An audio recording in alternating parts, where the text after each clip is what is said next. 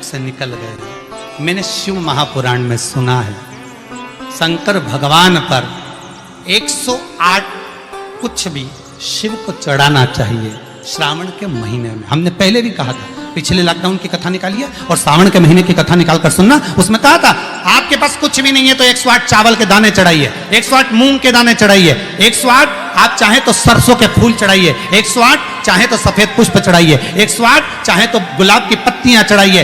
पर सावन के महीने में एक नियम बनाना कि मैं 108 ये वस्तु शिव को समर्पित करती हूं। उसका कारण क्या है?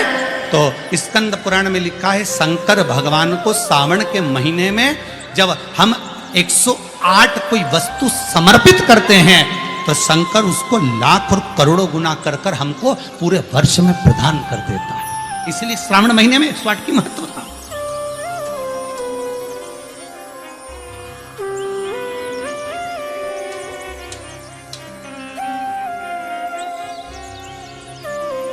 बाबा से विनय निवेदन, उसके चरणों का स्मरण। भोला सब दुख काटो मारा, ओ भोला सब दुख काटो मारा, ओ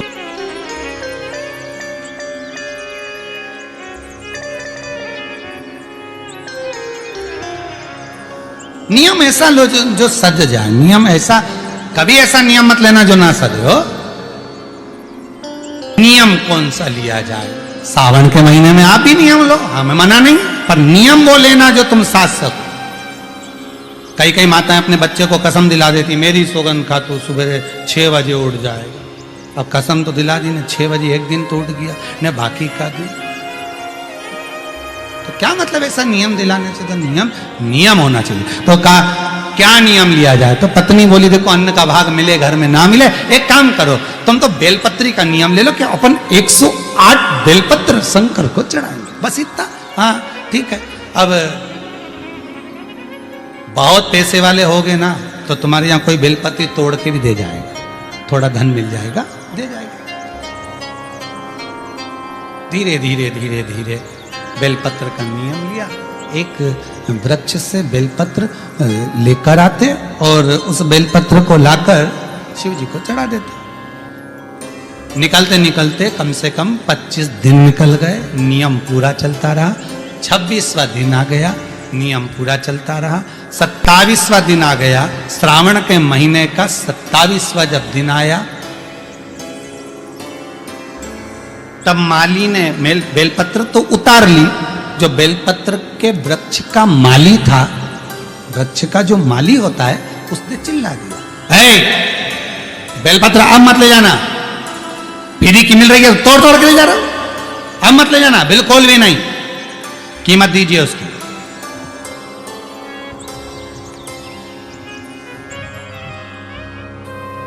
पूरे विश्व में, भारत की धरा पर, देश विदेश में, पिछली कथा में कहा था 1 जून से लेकर 25 जुलाई तक बेलपत्री वृक्षारोपण महोत्सव मनाना।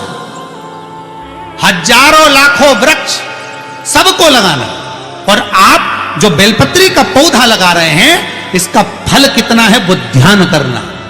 एक बेलपत्री का पौधा यदि लगा रहे हो, 24 घंटे बेलपत्री का वृक्ष ऑक्सीजन प्रदान करता है। 24 घंटे, हर पल हर घड़ी ऑक्सीजन देता, रात में भी दिन में भी। और बेलपत्री का पत्ता अगर टूटेगा, टूट कर कहीं जाएगा तो कहां जाएगा? शंकर के चरणों में, शिव के ऊपर। और बेलपत्री का फल अगर टूटा, उसमें से कुछ भाग निकला, तो बेलपत्री के फल में वो आनंद है कि बेलपत्री का बीले का गुर्दा किसी के मुख में चले जाता है तो कई रात्रि तक उसके हृदय में, चित्त में शिव समाया रहता है। और अगर वो मर भी गया तो शंकर के धाम चले जाता है। बेलपत्री के फल में वो आनंद छुपा हुआ। महाराज एक नियम बनाया उन्होंने, बेलपत्री का पौधा, बेलपत्री की पत्ती को तोड़ते, शिव जी को ले जाकर समर्पित करते। अब 27 दिन हो गए, वो चिल्ला दिया, माली ने कहा इसका पैसा दीजिए, अगर आपको तोड़ना है तो पैसा देना पड़ेगा। अब इसके पास धन होता तो अन्न का भाग नहीं कर लेता, 108 अन्न के दाने नहीं चढ़ा देता, पर है ही नहीं, कुछ होए तो चढ़ाए नहीं। 28वां दिन,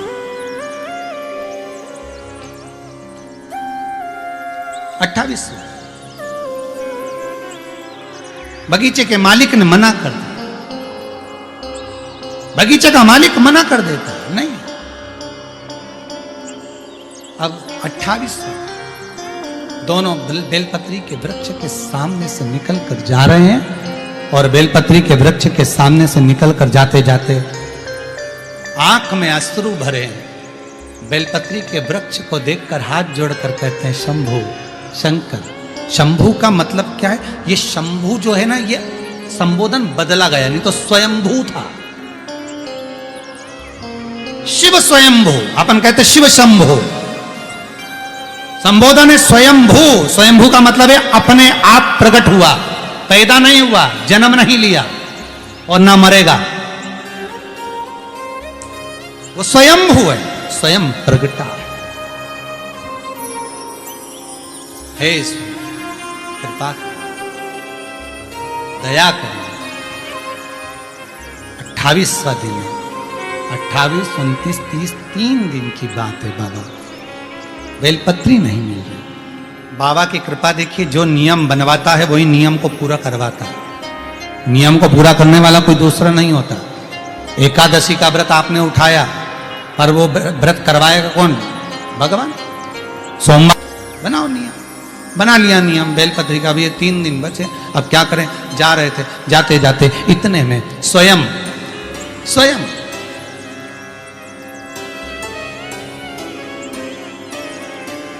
एक छोटा सा बालक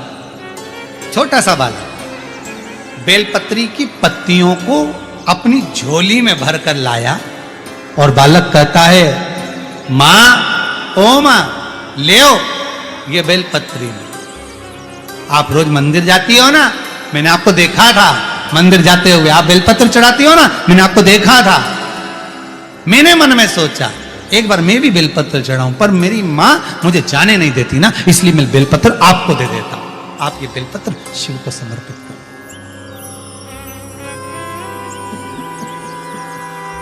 आप ये बेलपत्र शंकर को। आंख में से जल बह रहा है। कहते हैं बेलपत्री को पानी में क्या धोया? अश्रु में धो दिया। जैसे सुदामा के चरण को भगवान कृष्ण अपने नयन अश्रु में धो देते हैं।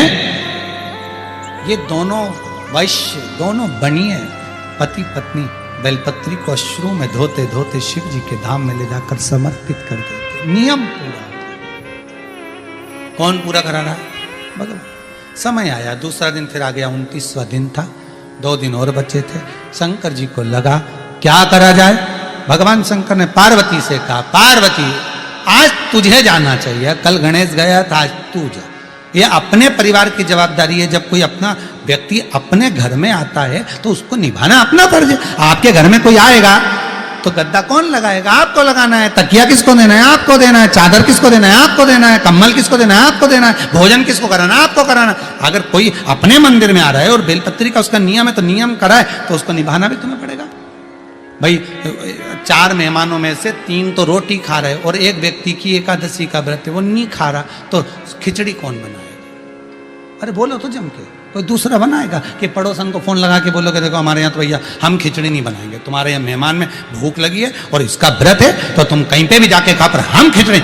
फर्ज तो अपना है ना, अपने यहाँ आया है तो खिचड़ी भी अपने को बनाना पड़ेगी। भाई बनाओ खिचड़ी, बहुओं से कहो खिचड़ी बनाओ, एक का व्रत है। उसी तरह भगवान, नियम तुमने लिया है, व्रत तुम्हारा कर रहा है तो निभाना उसको पड़ेगा। जाओ पार्वती। पार्वती बोली मैं कहाँ जाऊं? बेलपत्री दो, जाओ बेलपत्री दो।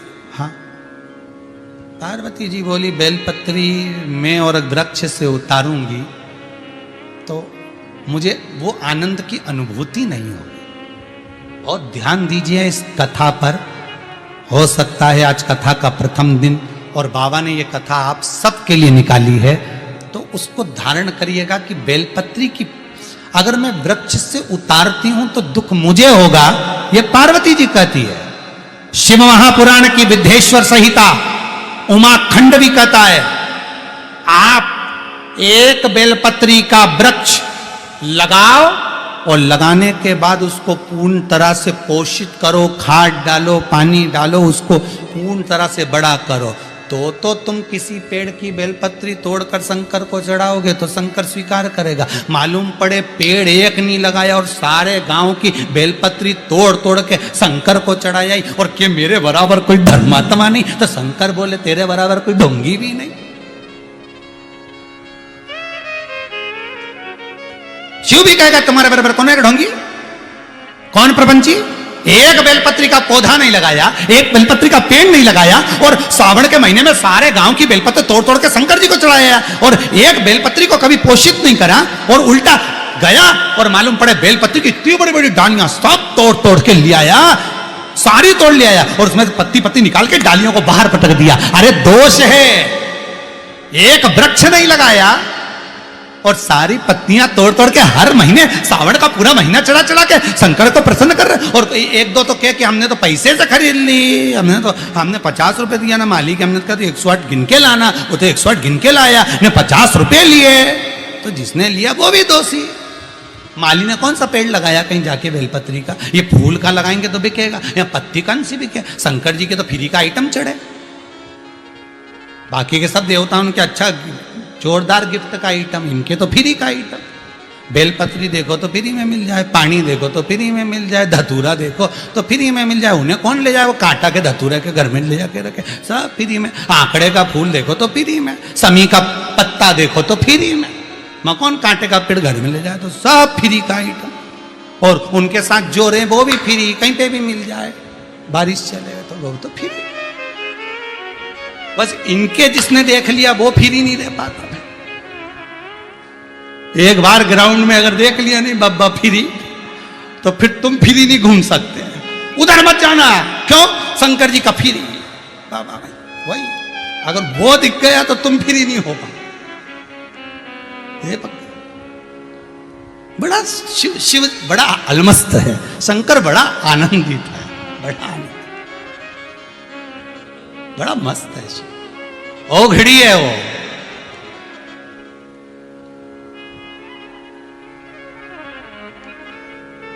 ओ घड़ी है।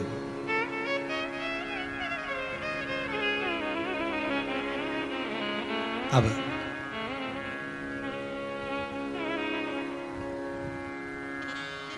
जाओ पार्वती तुम जाओ।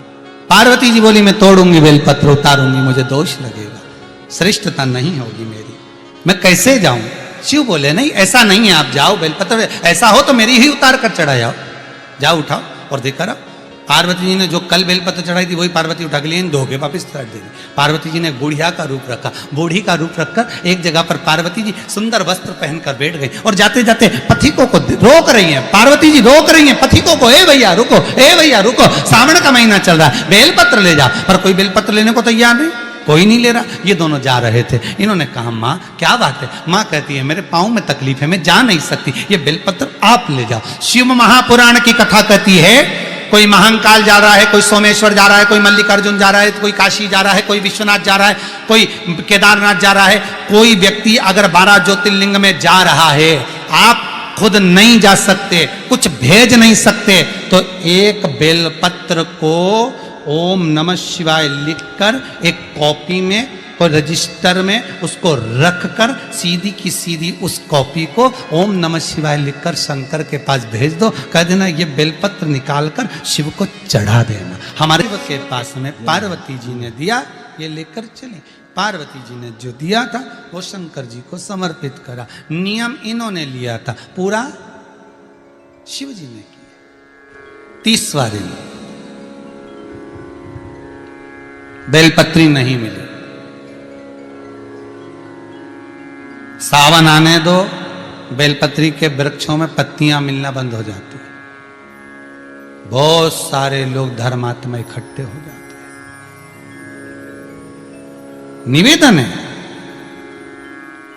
उतनी ही तोड़ना वृक्ष से जितनी आपने लगाई हो, जितनी आपने लगाई। अरे सीधा सीधा बात है भाई,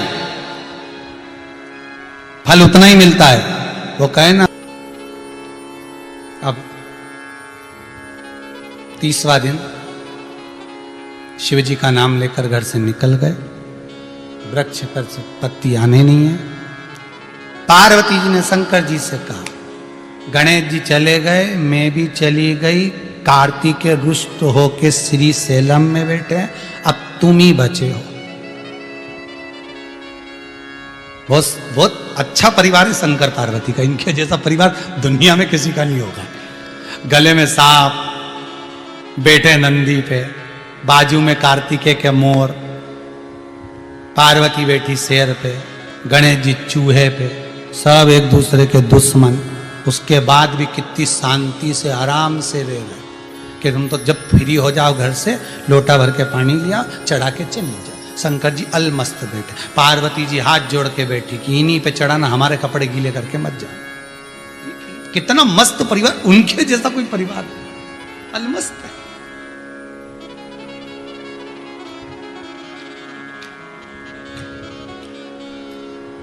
इतनी मस्त परिवार कौन का होगा भाई? कहा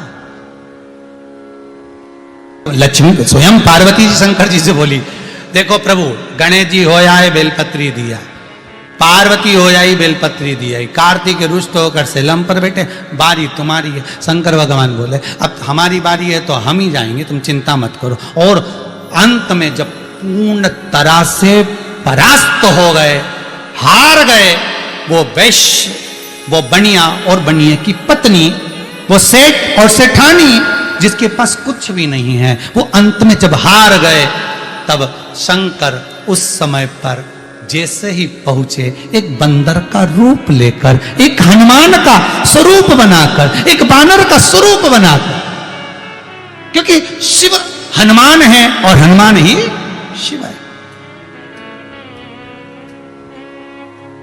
एक बंदर का रूप रखकर, एक हनुमान का स्वरूप धारण कर कर, जैसे आप पीछे दर्शन कर रहे होगे, हनुमान जी महाराज दूध की धार लगा रहे हैं इस शिवलिंग के ऊपर, वैसा ही एक बानर, एक छोटा सा बानर, एक हनुमान का स्वरूप धारण कर कर कूद पड़ा पेड़ से नीचे,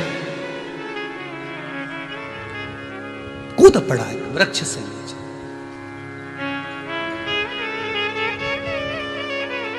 और पवन तनय संकट हरन मंगल मूर्ति रो, राम लखन सीता सहित हृदय बसौ सुध हो। अब वो बालक स्वयं शिव बंदर का रूप रखकर, बानर का रूप रखकर कूद पड़े। और बानर के हाथ में क्या था? तो कहा बेलपत्री की एक डाली थी, और डाली ले आके इनके सामने छोड़ दी। छोड़ी तो इन्होंने देखा कि बेलपत्र मिल गई। आज भी पूरा अनुष्ठान पूरा हो गया, नियम पूरा हो गया।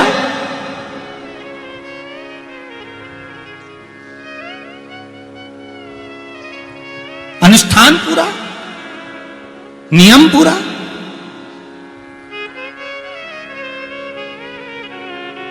होना चाहिए। ये जो बानर ने फेंकी थी, लेकर गए, उसकी पत्तियां निकालकर शंकर को समर्पित किया, शिव को छोड़ा। शंकर को दिया गया, शंभु आंख से अश्रु बह रहे थे।